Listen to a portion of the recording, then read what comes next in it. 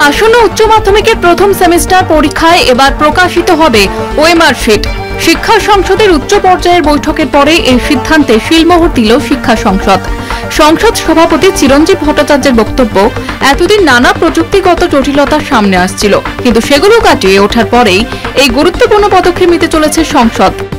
যাতে নিজেদের ওএমআর নিজেরাই দেখতে পারে, মূল্যায়ন ওরা নিজেরাই যাতে দেখতে পারে, তার জন্য এবার আমরা সমস্ত স্টুডেন্টের ওএমআর শিট আমরা আপলোড করে দিচ্ছি।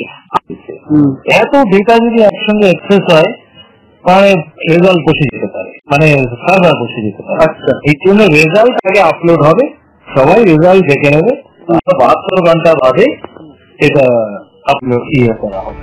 এসএসসি ও প্রাথমিক নিয়োগ পরীক্ষার মতোই এবারও প্রকাশ পাবে ওএমআর শিট। প্রথম সেমিস্টারের ফল অনলাইনে প্রকাশের 72 ঘন্টা পর দেখা যাবে ওএমআর। সংসদের ওয়েবসাইটে নয়, প্রতিটি স্কুলের নিজস্ব পোর্টালেই মিলবে শিট। প্রায় 7000 স্কুলে পিডিএফ ফরম্যাটে পৌঁছে যাবে ওএমআর শিটের ডেটা।